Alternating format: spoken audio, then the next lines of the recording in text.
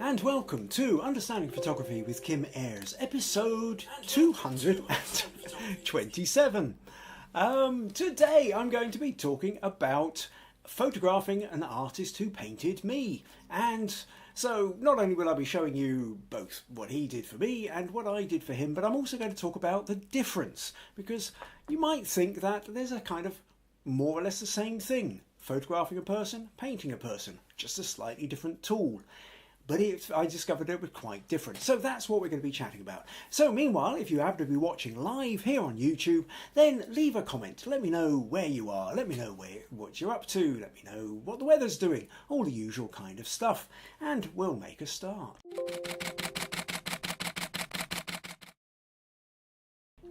So yes, and welcome to Understanding Photography with Kim Ayres. If you're looking to improve your understanding of photography, well then you're in the right place.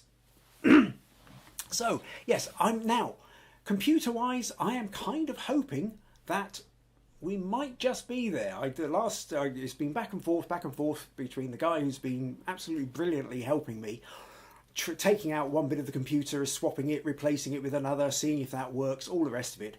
And so far, so good. It's actually held solid for the best part of, well, 2.5, nearly 3 days now, without going on the blink. I am still not 100% guaranteed, so I am still sitting here slightly tenterhooked, and if the screen suddenly goes blank, do hang on for a couple of minutes and I will try and leave some message in the comments. But hopefully I can kind of start calming down without the idea that this could go blank on me at any point. Meanwhile, I see we've got comments in, so let's start with the comments and then we can kind of move on. April says, greetings from a partly cloudy Long Island, New York. Janet says, good morning from a chilly Mississauga, -7 degrees C. Well, that's cold for here, for sure. Although not quite as cold as it can get in Mississauga, I'm sure. John says, good day from Ohio, where it is also cloudy. Nadia says, hi everyone from a dull and grey Fife. Susan says, hi all from a wet, grey and miserable Kakubri, but I have a hot chocolate, so all's well. Oh, well, that's good then. Nick says hello from the West Country, and Meg says hello everyone. And Janet says yes, it was colder during the week. Excuse me. Tail end of quite a nasty cold we had earlier this week as well, so it might sound slightly dry or anything through it. So what do we get to? Where are we? Okay, I tell you, just before we get on to anything else, just a quick little thing on Smug Points. And the fact is, because of all this problem with the computer, we didn't really have any major contributions, people submitting images for critique or for challenges. We didn't have a challenge. So there isn't really such a winner of Smug Points for January. And in fact, actually, I didn't really do the winner for Smug Points in December, which I can't remember. I can't remember now whether it was Sandra or Janet, whoever it was. Anyway, we'll probably run that over into February, whatever was going on with that. So, but meanwhile, currently in January, for the accumulated Smug Points, we have April, Susan, Nadia, Janet, Meg, John and Becca are all sitting on 25 Smug Points. Robert, Marilyn and Andy are all sitting on 20, and VG and Sandra are sitting on 10. We've got a join. Somebody said called This Side Toward Screen. No idea. Do you want to give us a real name, or if you just want to be referred to as This Side for short? It says, good morning from a snowy south of Boston, Massachusetts. Well, good morning. Oh, got the snow too. Well, I hope you've actually managed to get a couple of interesting photos with that. Jeffrey. Welcome, Jeffrey. I will try and remember that This Side is Jeffrey. Okay, welcome and thank you for joining us. So where are we at? So we've had Smug Points, we've had Welcome, we can see what the weather's starting to do around the world. So what I'm going to do then, what I'm talking about today is portraiture, but the difference between painting and photography. So a couple of years ago, I sat for a portrait. Now there's an artist locally, well, he lives locally, he's known throughout Scotland and parts of the rest of the UK as well, called Ewan McClure. And Ewan, I suppose started to kind of get more notoriety after he was a finalist in the Sky Arts Portrait of the Year contest in 2013, I think it was, thereabouts. Now, I've known Ewan for a few years. I met him through his brother, who I've known for longer. But it's interesting that Ewan is, well, he's an artist. He paints, he does portraits, he also does a lot of still life as well. But we got talking a lot about the notion of portraiture, because as a portrait photographer, I've always been quite fascinated with portrait painting. Is it the same thing? We tend to think of it as more or less the same thing. What we have is we are trying to capture a likeness of a subject in front of us. And maybe we're trying to get something out of that likeness, not just a visual likeness, but perhaps capture some kind of mood or feeling or sense of the person that's before us. The difference obviously being that a camera, you can do that in 1/100th of a second, whereas with a paint it's going to take longer, and depending on your style of painting and the medium, whether you're using watercolour or oils or acrylics or whatever, there's a drying time, but there's also just a physical painting it out time, and these things can take a lot longer. Now, a couple of years ago we were still kind of tail end of lockdowns and everything else, and I was chatting away to Ewan, and Ewan has a need to paint, just like I have a need to photograph, regardless of whether there's actually a commission there, somebody paying us for it. There's a sense of we want to be able to, well, practice our craft, for one thing. We want to be able to be there doing it, because not doing it means we're not improving. He paints pictures, I take photos, because that's what we enjoy doing. We also need to build portfolios so that potential clients of the future can see the kind of work that we've done. So with all this in mind, one bit and another, the way the conversation went around, I agreed to sit for him so that he could have a portfolio piece. He saw something in me which he thought would be quite interesting to create. Now, where shall I start with this? Let me just try and drag up a couple of pictures. So, well, let me show you the final image then. This was, no, not that one. This was the final painting. This is it, all finished and framed up and everything, and appearing in an exhibition. So, as you can see, there's quite a reasonable likeness there. Although I realise that, looking at this 2 years on, I'm now even greyer and have even less hair. So time moves on. But I'm still wearing the same waistcoat and probably the same shirt. I'm not entirely sure. Could have been this one. Now, so from a distance, you can see it's, it's very obviously me. We zoom in, and that's where it gets sort of slightly more interesting, is when you zoom in and then you can really sort of see the paintwork, you can see the texture. And if you're really looking, there are certain strokes where you even kind of get a sense of, like, as it curves, as this paint curves down here, it's clearly done with a flourish, a flick of the wrist that's creating that. And some bits might be kind of coming in and spending a little bit more time on tiny little details, and some bits are bolder strokes. But there's a whole process to this idea of painting, and he's painting a likeness of me. To give you another shot here, here's actually what I did was I set up my camera on a tripod in a distance. And actually what I did was I did a time lapse. I'll show you. This is a screen grab, and I turned it to black and white just because I was wanting to sort of separate it out as a screen grab. But this sort of shows you how I'm sitting here. So we decided what I would do is, well, we as I sort of sat, I was sort of moving around. What kind of position would I have? We played around. We just decided to have this neutral board as a background.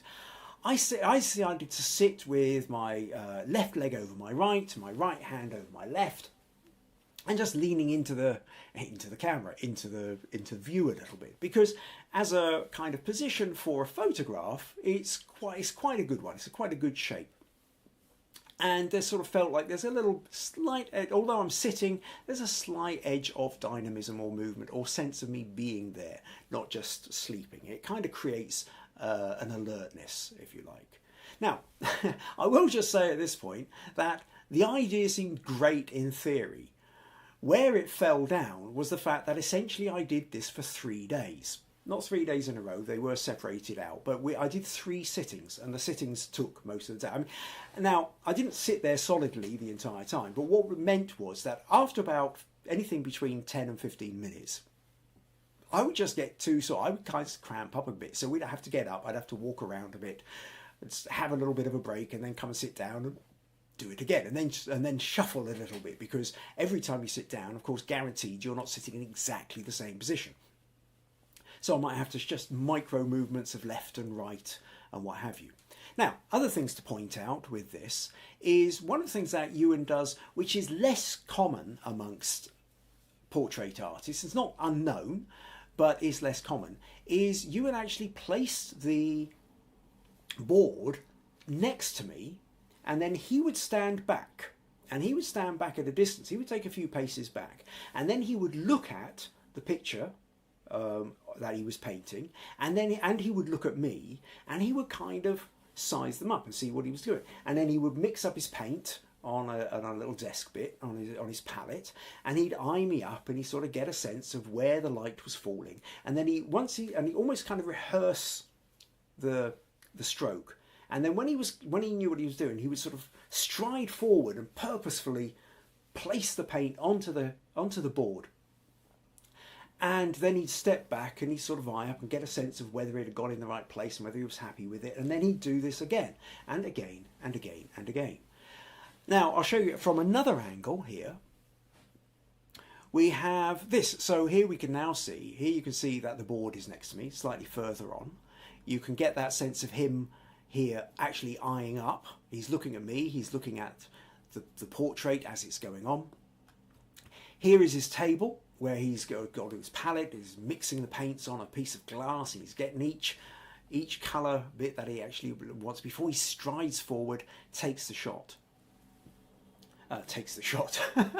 Paints the stroke. Yeah, there we go. Mixing up my metaphors. Not metaphors, techniques. Right, and medium. So it was really quite fascinating. Now, another thing to point out here, because this is going to become relevant later, and might come back to this picture, was the space that he's using. So what you can see here is you can see that there's a sort of space kind of where we've got everything set up. But what he's got is his studio is inside another studio.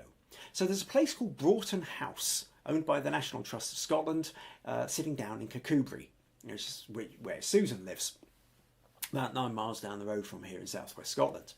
So you have this National Trust house, and the Broughton House used to be the home of E.A. Hornell, and Hornell was one of the Glasgow boys, and if you're into your art and you're into your history, then he's a significant person.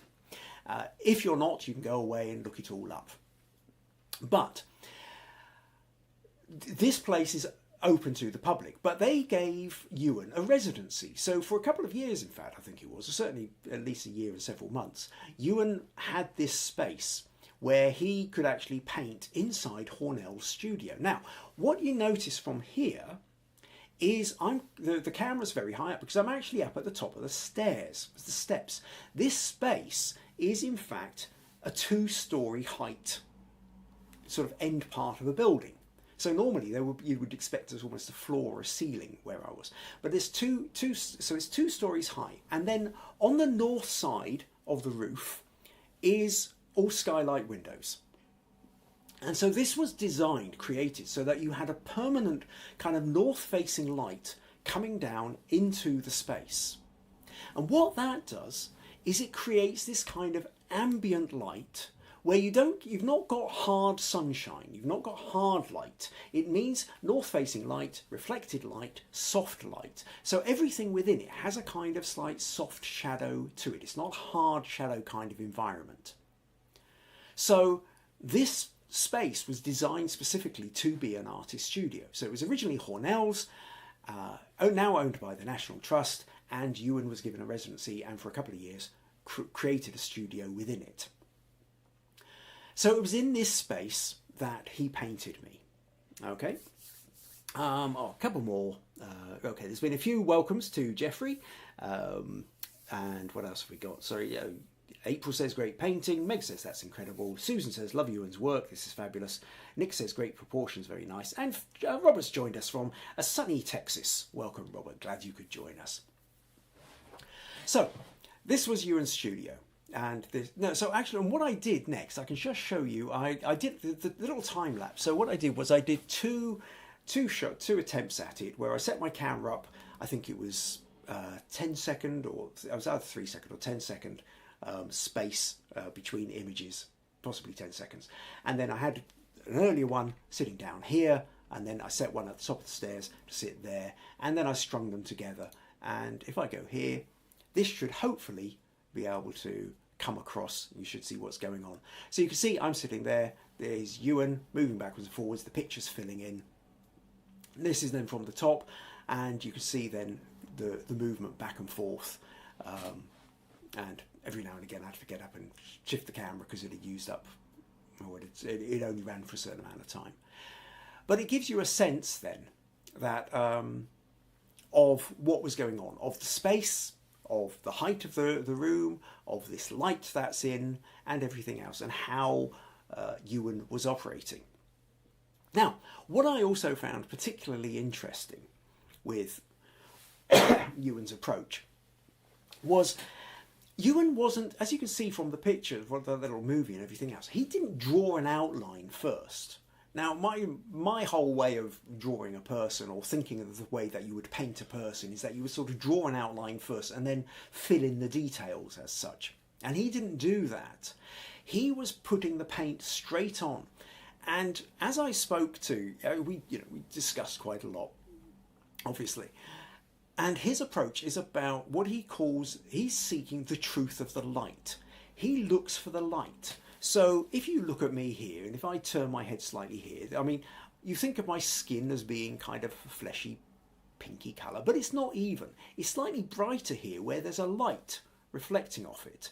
And then, if I turn my head here, it's sort of, so it's slightly brighter here where the main light comes in. It gets fractionally darker here.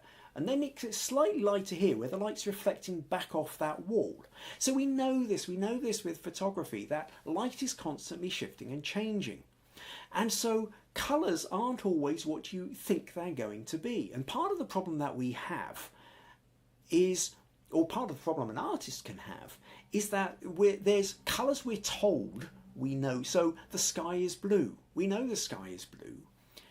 So we'll paint the sky blue. And yet, as I've shown before now, when talking about replacing skies in pictures, you can't just put a solid blue in there because it looks wrong. The sky gradates, the sky changes colour depending on the time of the day. It can go from indigos through to golds, all within that kind of bluish tint. So there isn't a solid colour, and so if we're not careful, we end up painting what we think we see rather than what we actually see. And this is a major problem for artists.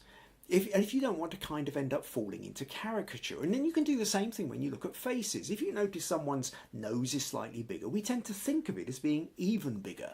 If they've got hairy eyebrows, we think of them as being even hairier in our memories. And this is why caricatures work with the sketch artists who do the caricatures, where they exaggerate the nose, they exaggerate the bushiness of the eyebrows or the big beard or anything like that, because our brain will tend to exaggerate features as part of the way we remember things. So if we meet somebody for the first time, the first thing we do is our brain latches onto anything that's slightly different about their face as opposed to anybody else's. So if they have bright red curly hair, we first notice they have bright red curly hair. If they have a large nose, we notice they have a large nose. If they've got small eyes, the first thing we notice is they have small eyes.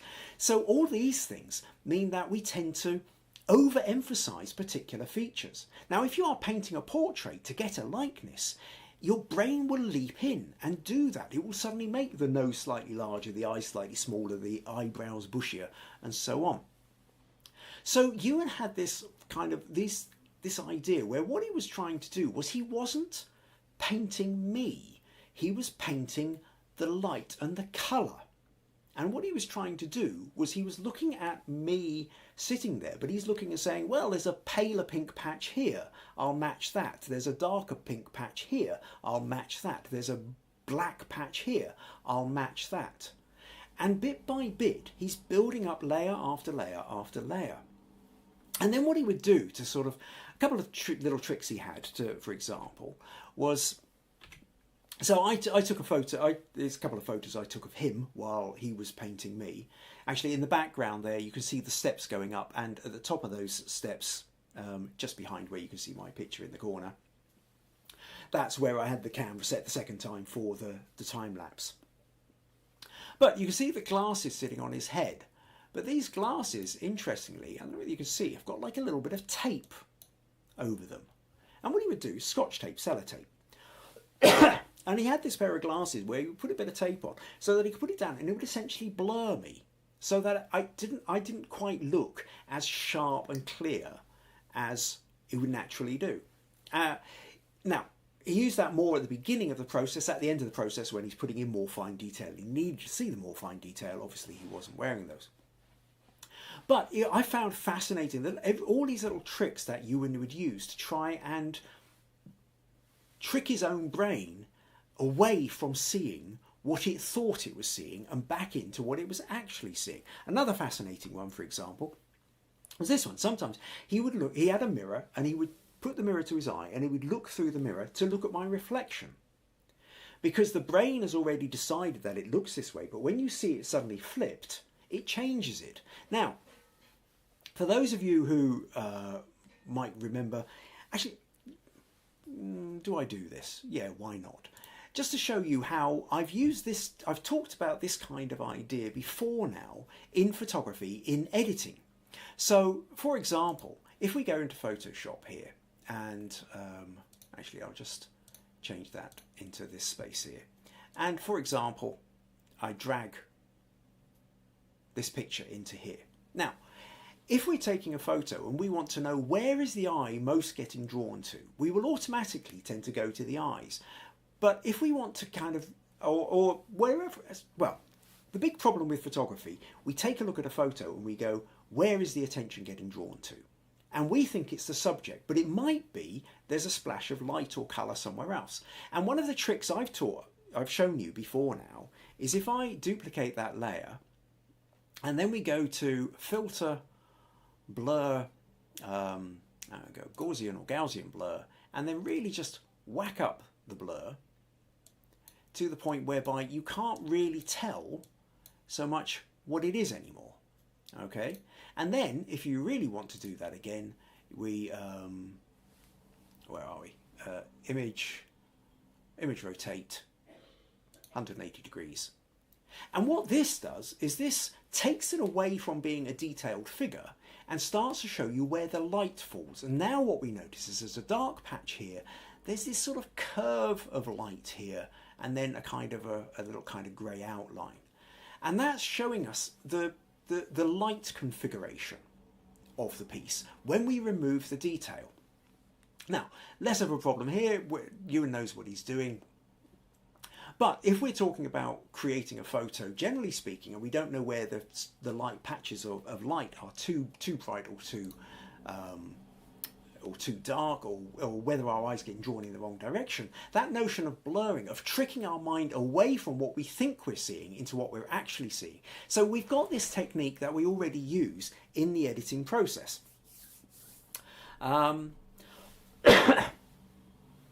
So, to come back then to, so Ewan painted me, and we spent this time, and it was a fascinating process. And finally, eventually, that picture was created, and if we, not that one, that one, and eventually it ended up in an exhibition in the Kirkcudbright Galleries down in Kirkcudbright, of all places. And here's me doing a selfie of myself next to the photo, next to the painting, because, of course, why wouldn't you? Especially if you're me. So, spot the difference. Interestingly, though, I found when I was looking at this painting, was this notion that actually I sort of felt like I looked much more serious than I do. There's a kind of, almost like, you know, the paintings of dignitaries in public buildings where you've got the mayor or the governor or the headmaster and what have you, and there are all these portraits, and they're sitting there and they're sort of looking into the camera and they're looking very serious and what have you. And I came to realise why. And it's really quite fascinating, because ultimately it's about time. Because when we take a photo of someone, we capture a fraction of a second of their expression. And we only need them to have that expression for a fraction of a second. We don't need them to hold an expression for 3 days, because the reality is you can't hold an expression for 3 days. So what happens, try it, try and do a smile. You can do a genuine smile and you go, and then try and hold it. And how long can you hold it before it's starting to fall and it's starting to look false? You can't hold it. And if you're smiling with you, after a while it starts to look more like a kind of rictus grin than it actually does a proper smile. So over the course of several sittings, several hours of sitting there, what happens is kind of your default face that comes out. And most of us tend to have a much more serious default face. I mean, there's that phrase, resting bitch face.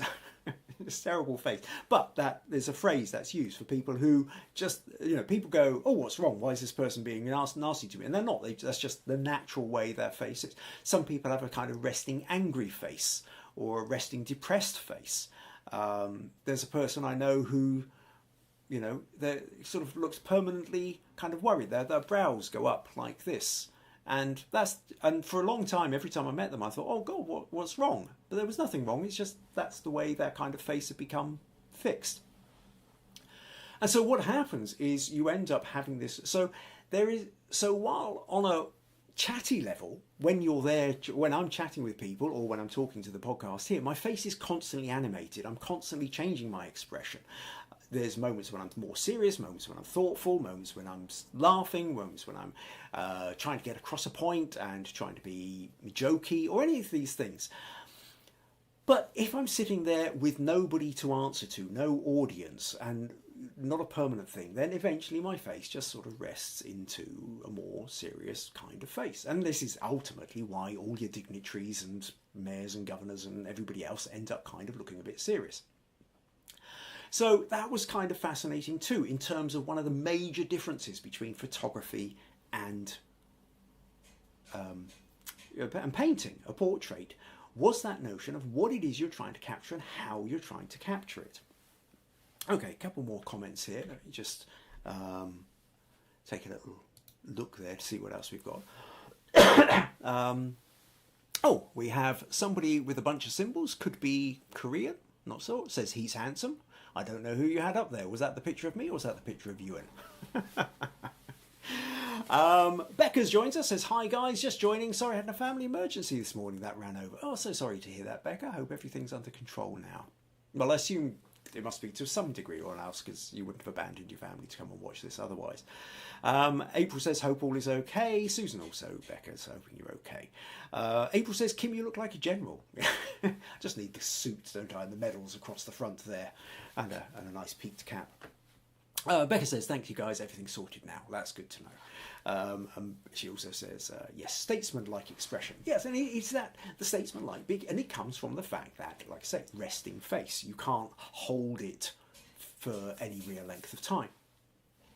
So that was a kind of fascinating experience. And that's what one of the things I came to realise as well that was quite different was this notion of process. Because actually we think what we're trying to do, what it's all about, is trying to capture a likeness, perhaps. Except that it isn't. Or rather, capturing the likeness is a side effect, really, of what we're doing. For Ewan, when I talked to him, and we're just kind of discussing processes, he is trying to capture the light. He is pursuing a truth of the light. That he sees a patch of this colour and tone and shade there, and a different colour, tone and shade here, and a different colour, tone and shade here, and sets of textures and what have you. And he's trying, or rather texture, forget texture, it's different points of light. And then he's trying to capture that light. And so for him, it's all about process, the process of how do I capture what I'm seeing here and transfer that through the paint onto a board or canvas. And when he's doing it, every now and again, he has a moment of, oh, that's kind of exquisite. But overall, he may or may not be happy with the final picture, but the final picture is a side effect of what he's been doing. He was painting different blocks of light, the side effect of which was it looked extraordinarily like me. But that was, yeah, well, it's kind of the purpose, except that it's not. The purpose is in the doing. And there's a really important thing to understand here, which is that art is the process. The finished piece is the side effect. That's the point whereby the non-artist then comes in and goes, oh, okay, that's what art is. We now need to assign a value to it, and we now can say it's worth this amount, and we can sell it here, and we can promote it there, and I can own it and put it on my wall here, or put it in a safety deposit box over there so that I can earn money, more money on it later, or pass it on as an inheritance. But that's all to do with an object at the end of it. For the creator, it's the act of creating, which is what art is. And it's a really interesting kind of concept that you can play around with. Now,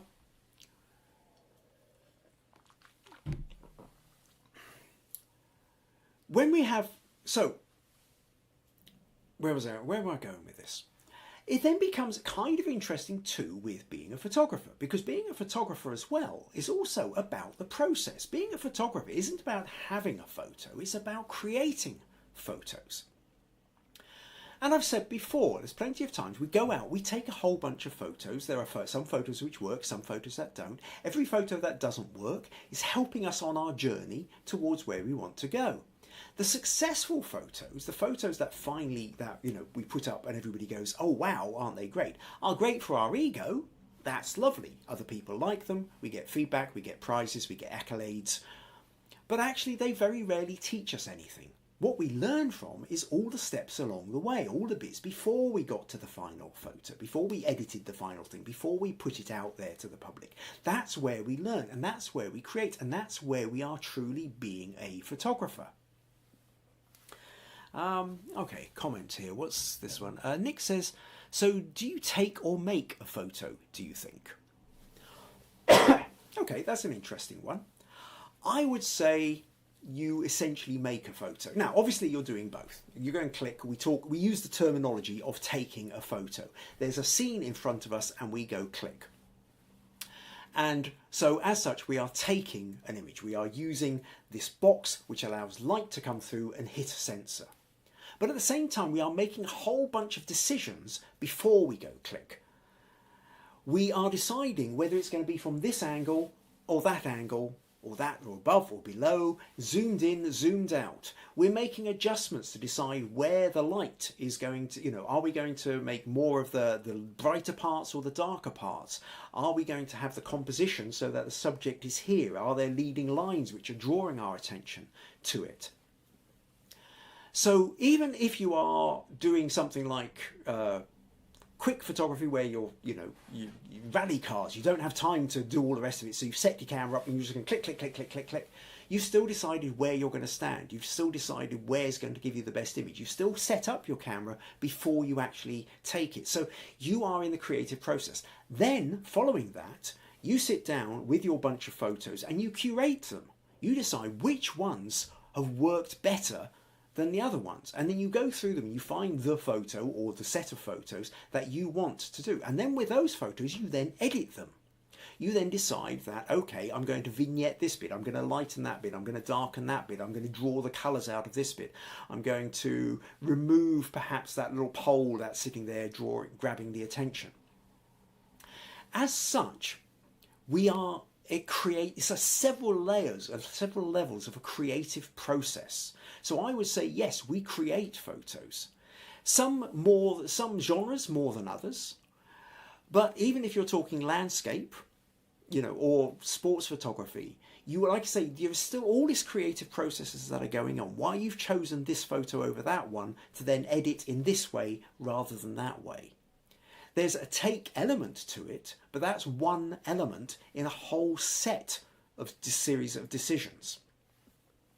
Okay, some more comments here. Becca says, yeah, the process is so much a part of it. I do collage art, and I always take photographs as I go so I can see the progression and also have a record of the stuff, where stuff is as I shift everything around. So in that case then, Becca is using the camera as almost like a memory aid or as a journal as well.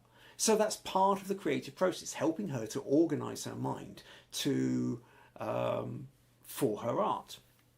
Okay, Jeffrey says, in art uni we would draw using shadow only and light only. Get your eye used to seeing shapes to make forms. I'm glad I had some formal art training as it has helped my photography. Yes, no, that's a really interesting one, Jeffrey. And another one I remember is, I mean, not that I went to art college, but I remember little bits of art somewhere along the line that I went to, is that notion of where you draw the gaps. So you draw the absence, you draw the holes, you draw the not objects, and if you draw all the not bits, then eventually you end up with the outline of the actual thing. And all these things, and whether it's just only drawing the shadows or only drawing the highlights or whatever, all these things are a way of, yes, getting the brain to look at what's actually there rather than what you think is there. And we know this with photography, because how many times have you taken a photo of what you thought was there, and then when you look back at the photo you realise it's not quite the same thing. It's picked out elements that you hadn't even noticed, or things that you thought were much more prominent aren't really showing up as well. And so sometimes we've taken the photo, we've got the photo, and now we've got to go and edit it to try and make it look much more like we thought it looked, rather than what the image is actually showing us. So it's an interesting idea. Becca also says, I might start with a general idea of what I want and a few key elements, but at the end of it I've still spent a few hours essentially shuffling bits of paper around on an A4 sheet.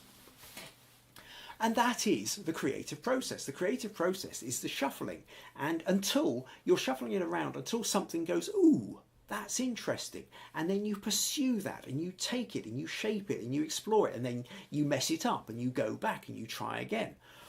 And it's always this thing that for the non-creative, the person who isn't creating the piece of music, the collage, the photograph, the artwork, we tend to only see or hear the end thing and think that that's it and it's a thing in its entirety and that's what it was all about.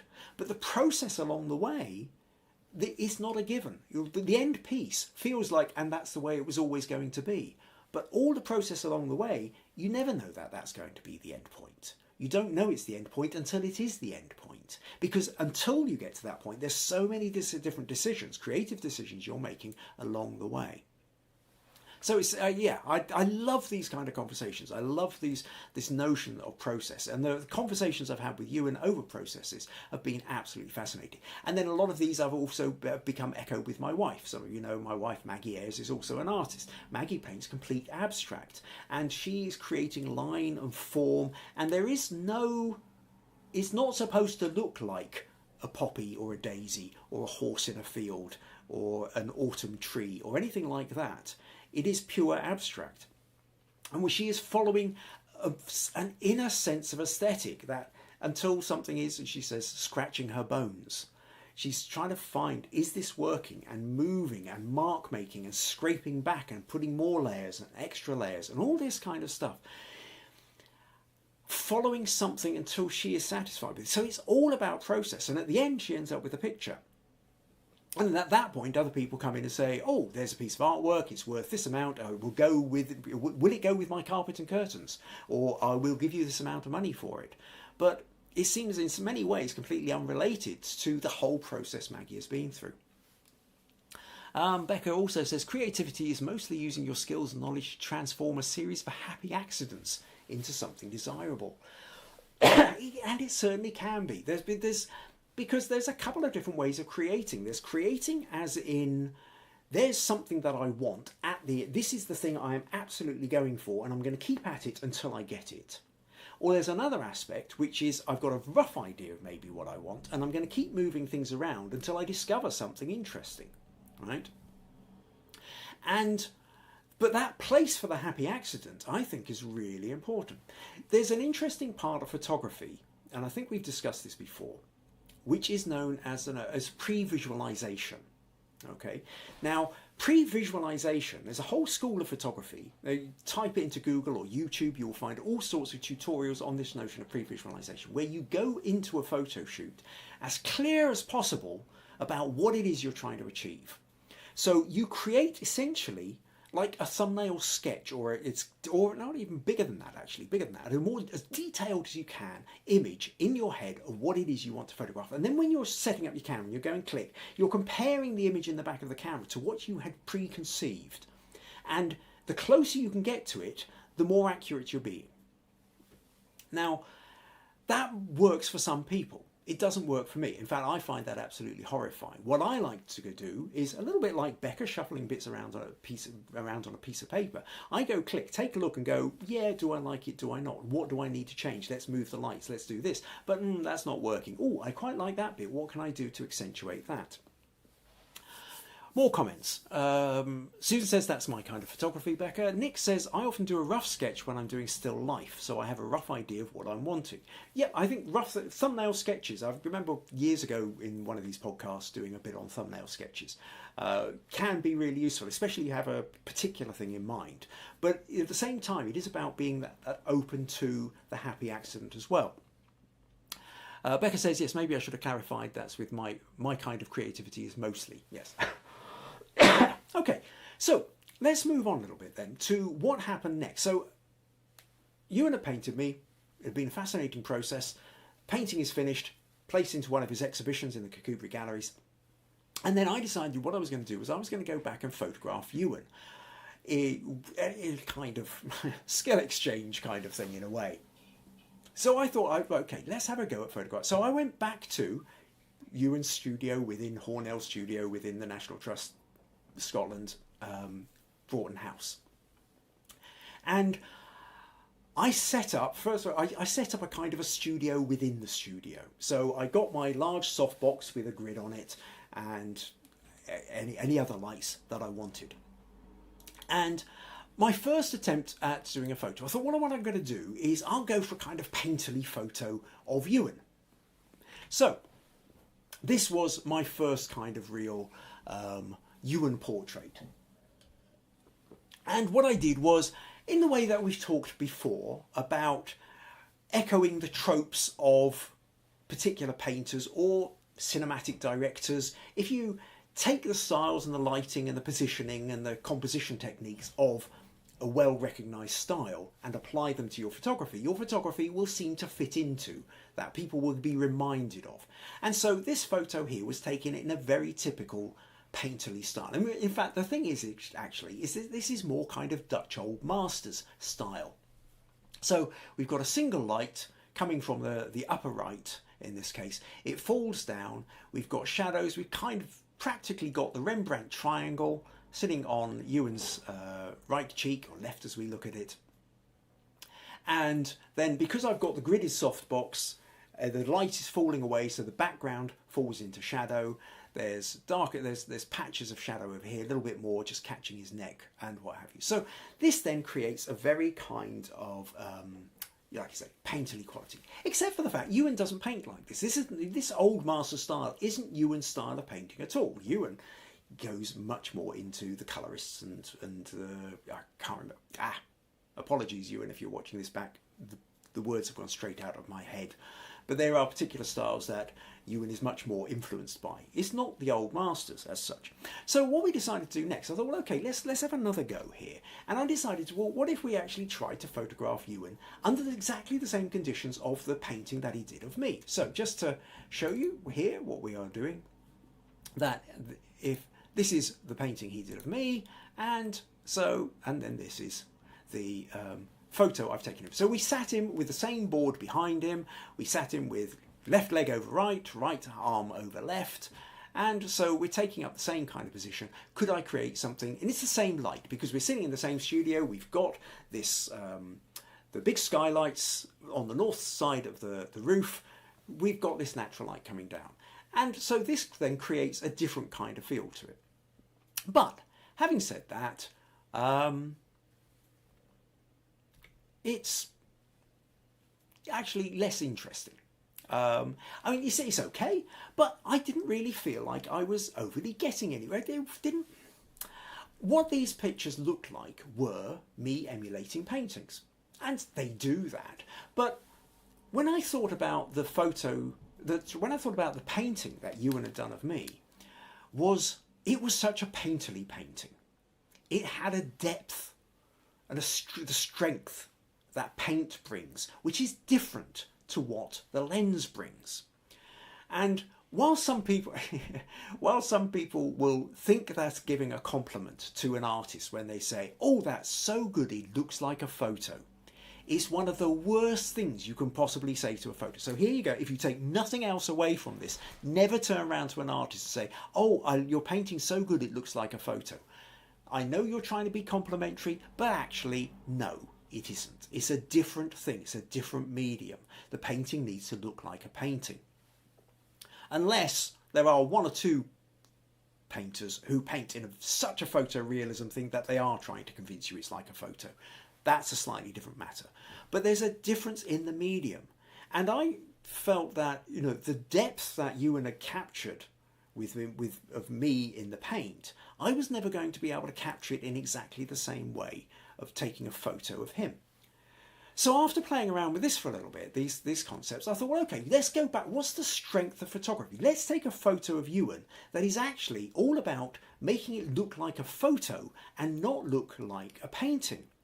And at that point, if we go back to this notion, we've talked before about if you look at traditional painted portraits, anything that happens before Victorian times and backwards, really before the invention of electricity and lighting, separate, more than one source of lighting. Virtually all portraits have a single source of lighting. They have a window light or they have candlelight, because that was the only light that was available to them. So this goes back to when we look at this. In order to emulate this sense, I've got a single light source here. In order to emulate this, we've got the skylights, single source of light. So what if I wanted to do something photographic, what I would really do is where I use more than one source, where I have more than one sort of source of a hard light. And so I ended up creating this, because the other thing, of course, is remove colour. Go black and white. Black and white is really a photographic thing. Fine, you will get charcoal drawings and pencil drawings and what have you. But that's a different kind of medium again. This photo here of Ewan is absolutely photographic. And this is playing to the strengths of photos. And so what I did, this is in fact a 3-light setup. So I've got that same gridded softbox that I had in that first photo of Ewan. Then what I've got is I've got a diffuser behind him with a flash coming through it, and that's hitting the diffuser, lighting it up and creating this all white background. And then I have another light coming in from the left as we're seeing it, hanging over, which is then creating this edge light, capturing his neck and his chin, okay, and kind of chiseling that jaw a little bit more. So it's really sculpting. So we've got soft light, then we've got shadow, and then we've got a hard light coming in here. And then he is gazing directly into the camera. And so at this point then we've got a very photally photo. It's a portrait of Ewan, and it's a different beast entirely. And I found this interesting. This is quite, I'm using the word fascinating a lot, but it's true. It's a good word. So a couple more comments here. Becca says, love that skill exchange idea. And she also goes on to say, yes, Jeffrey, I didn't do art at uni, but I did do art history, and being exposed to all different types of art is helpful for different aspects of photography. April says, I like this in black and white. And Jeffrey says, indeed, art history is a great help as well. Well, yes, I mean, studying any form of creativity helps. I've talked before about the fact that I studied the old masters. Got a big book on Caravaggio, but I love looking at Rembrandt or even Ewan's stuff, just as much as I look at other photographers. At the same time, I talked once before about a set of photos I did that essentially came out of going along to life drawing classes, holding a pencil and creating line and form through that, influenced my photography that way. I've done bits of sculpture, which again change your eye. Anything which helps you to learn to look differently is an interesting thing. So never feel that just because photography is your thing, that you only have to stick to photography to learn about it. You can learn from all these different creative endeavours, and they then feed into what then becomes your unique voice in your photography. So let's flip back again then to this photo a sec, and let's and just to show you then the setup that I had within this. So here you can see we're set up in Ewan Studio, and here we've got, now this is actually one of those 5-in-1 reflectors. Some of you may have them, I've talked about them before. They're really quite cheap for sort of 20-30 pounds, you know, $25-35 or euros. You can buy these things and you find that they've got silver on one side, gold on the other, and then you can turn them inside out and they're white on one side and black on the other, but holding the whole thing together is a diffuser in here. So I've got a diffuser clipped to a stand here. I've got the light behind it, which is lighting this all up white. So this then is pretty much the original photo that this is then edited into.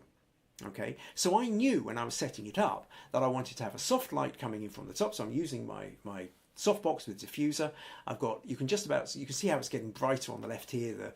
The off-camera flash is coming in here to create these shadows here, and we're whitening up at the background. So I crop in. When you crop in like this, you see, remove the background, then turn it into black and white. Play around with your, sorry, I'll come back to that in a sec. Play around with your contrasts and all the rest of it, and we end up with this. So it's not a lot of fun. Okay. Now, so having done that and feeling quite pleased, feeling that I probably got something, what I decided to then do was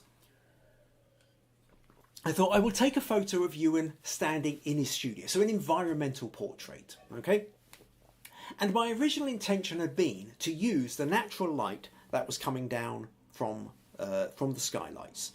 And I was going to take a larger photo, so I wanted to step back. So I stepped back, took a few steps back, bumped slightly into the steps and the banister, went back the other side of the steps, placed my camera just sort of through the gaps in the banister to get a sense of what space could I fit in with the lens that I had. I had my 24 to 70 lens on it.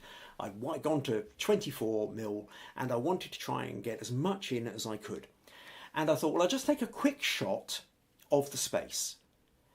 But what had happened was I forgot that I still had all the lights left on with the trigger on my camera. So this is what happened, was I suddenly realised when I went click, instead of having the natural light, all my lights went off. And all the lights went off, and I thought, oh my goodness, this is interesting. This is really interesting. This isn't what I was expecting to see. I was expecting to see the natural light, much like we had back in this photo. You can see kind of a much more spread out kind of light, where the light's fairly even around most of the room because it's all coming down from this large window. That's the kind of light I was expecting, and instead we ended up with this because I'd still got my camera on all the settings. And to go back then to this point of happy accidents and pre-visualisation. Now, if I was operating on a purely pre-visualisation process, this would never, what would have happened next? What would have happened next would have been totally different, because I would have gone click, I would have gone, oh, I've left all the lights on. I would have got up, taken the lights off, I would have taken everything down and then taken another photo. And then I would have started arranging the space. But instead, because all these lights went off, I saw this and I got incredibly excited.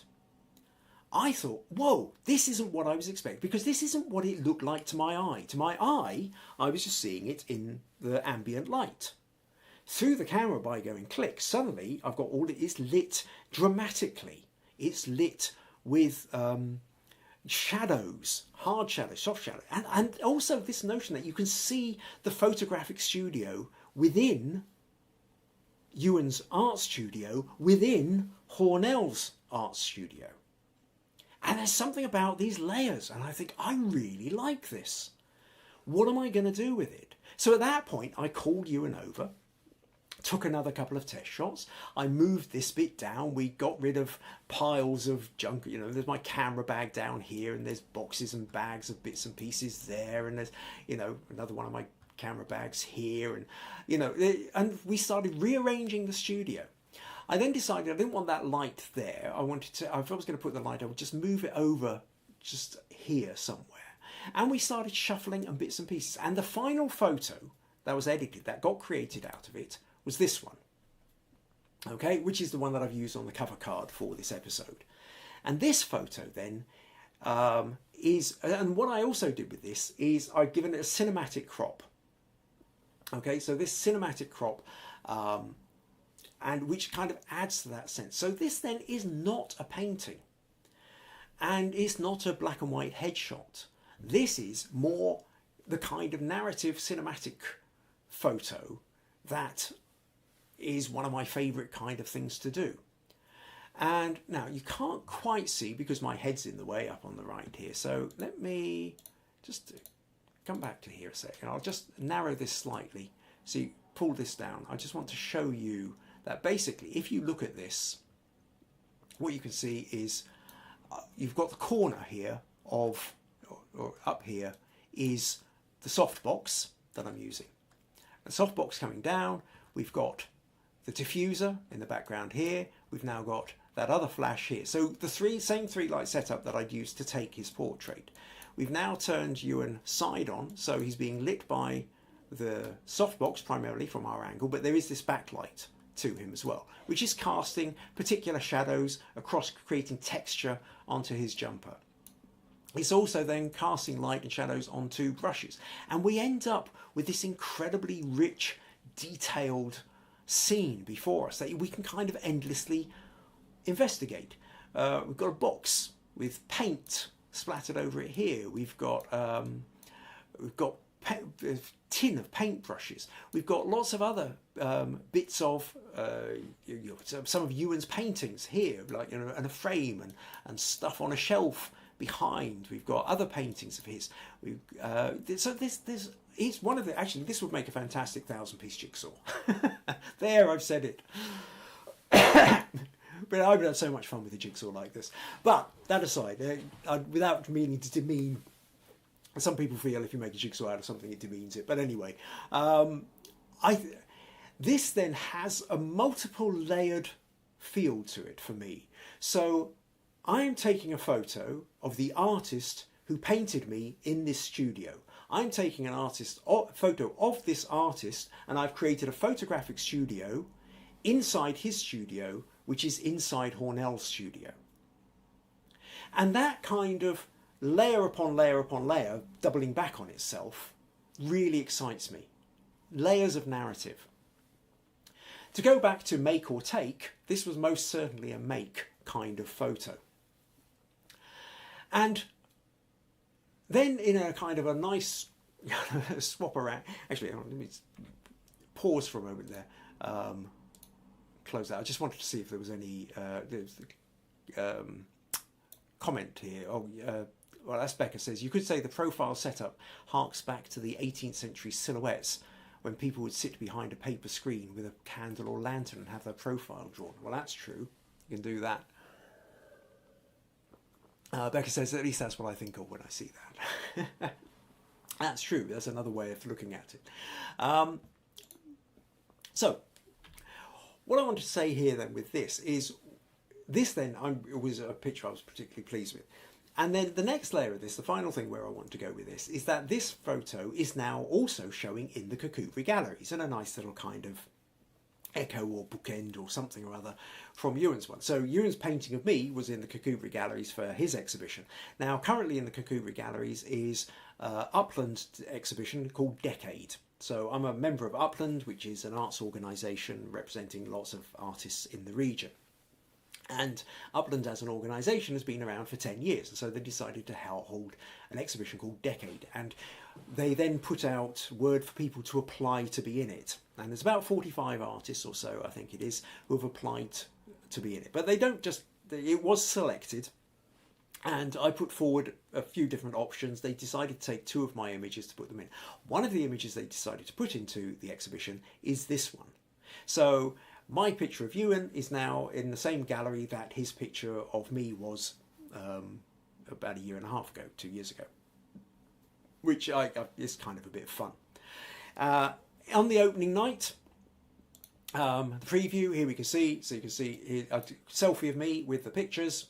Here's the picture of Ewan now framed up on the wall, along with, some of you may recognise this one, I've talked about this one before, where I did the artists in the nail factory, which again, very painter. This one was done as a painterly one. This one was designed specifically to echo the tropes of the old masters, of a bunch of artists gathered around the table. We even have an open pomegranate and peeled fruit playing into this one. Now, I've talked before about this painting.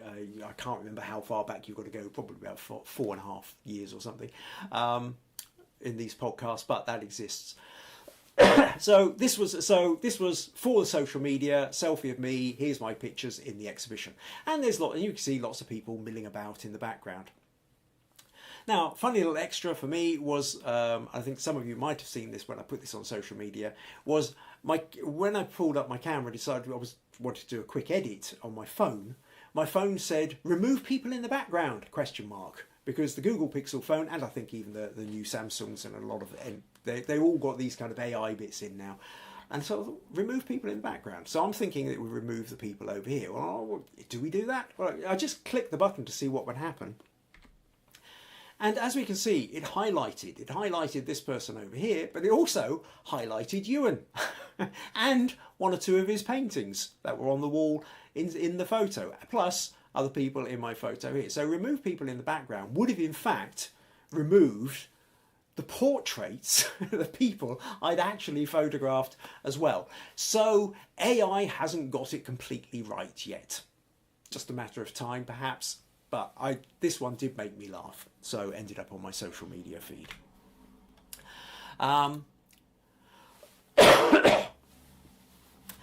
April says that is fun. Susan says Decade is one of the best exhibitions the gallery has had. Such amazing talent. I see. Not just it's definitely worth going down and seeing. If you live at all locally, can get to Kukubri. I think it runs until something like about the 18th of March or 9th of March or something. Anyway, certainly into early March. April says that is silly. I'm just the notion of the idea that it would remove the picture in my pictures. So anyway, that's really where I wanted to get to. I hope you found that interesting. That there is that it's that whole notion of, it was fascinating being a subject in a painting, by an artist painting portraits. But the whole thing also got me to realise that the process of painting a portrait is so utterly different to the process of photographing a portrait. But then within painting and within portraiture, within photography, there are so many different approaches as well. So it's something that it's worth exploring. It's fascinating. I found it really interesting. I'm hoping that you found it a bit interesting too. Now, one of the things I would also like to point out here is we now have a new group. So if you look here, there we go, Flickr. Right. So for those of you who hadn't noticed already, flickr.com/groups/UPwKA. Understanding photography with Kim Ayres. It's just UPwKA. Okay. Likewise, our Facebook group is facebook.com/groups/UPKWA UPwKA as well. But the Flickr group is now there and is a place which I want to try and encourage. At the moment we have 11 or 12 members, but go along, visit it. It's dead easy to set up an account. It's an old established site, so it's not one of these sort of slightly dodgy ones where you never know, you set it up and then a week later it's gone. There's places for discussions. I'm updating what the smug points for each month will be there. And also offering up places for discussion. Yeah, now an interesting one here was Andy, for example, started up a discussion thread of documentaries and films about photographers. And one he pointed to was one that's currently on Amazon Prime called Image. It's like image and then Raffi like photography. So it's a kind of blended word. Despite the problem of how to say it, it's actually a really fascinating film. Watched it the other night with Maggie, and there's about a dozen different photographers, and it follows them through their processes. And what you discover is that all of them, from those who only shoot film right through to those who do digital, from those who do minimal editing to those who do massive amounts of editing, you realise that everybody's got a different process, and those processes are fascinating. It means there's no one right way of doing it. So never feel intimidated that your way is a wrong way. Your way is your way, and your way will develop and your way will evolve, as it should. If you are just doing exactly the same thing all the time and never changing, well, then you're kind of stuck. Well, maybe that gives you comfort. Maybe that gives you calms, soothes the soul to keep doing something, repeating. And there's nothing wrong in that if that's what you're doing it for. If you're wanting to advance your photography, then you are always going to change. You will look back at photos that you took 5 years ago, 10 years ago. I can look back at photos from 10 years ago, and there are still some where I go, oh, I like that photo, and I was still included as part of my portfolio. Whereas there are other ones which I was so pleased with at the time, and now I kind of wince slightly and go, I just would not do that now, because I can see mistakes or approaches that I wouldn't do now for a whole number of reasons. What was that? Oh, Meg says, I'm an incredibly proud daughter. Oh, thanks, Meg. That's really sweet. What else do I want to say? Yes, so do go and check out the Flickr group, get yourself signed up, join in the conversation, invite your friends if you've got other photographer friends, and let's try and, because I really want to try and grow that community online. And some of that will feed back into these podcasts as well. Also, if you find these podcasts useful, interesting, entertaining, then buymeacoffee.com/Kim Ayres is one of the other ways you could help. Susan says, what a lovely thing to say, Meg. Mind you, I think your dad is pretty lucky too. Yes, I absolutely am, and I greatly appreciate my daughter. So, now, computer seems to have held out. I'm hoping then that this will allow me to get my mind back into getting these podcasts properly underway. At the moment, because the computer's been crashing on me all the time, I've been kind of on hold and haven't really been able to think more than one episode ahead. So over the next couple of weeks, I'm going to try and get back more into a swing of things and get them back going again. If you have any suggestions for podcasts you would like to see, then let me know. Put them in the Facebook group, put them in the Flickr group, email me, all these kind of things. I will get back into the notion of doing critiques and feedback, so you send me your images and we work through them in the podcast. I will do my best to try and help you with that, and I'll be setting up challenges again. But that pretty much brings us to the end. Thank you ever so much to everybody for joining in the conversation, your thoughts, your opinions, your ideas, your feedback, all that kind of stuff. Look forward to seeing you next week, and hopefully see you on Flickr too. Look forward to seeing you. Take care. Bye-bye.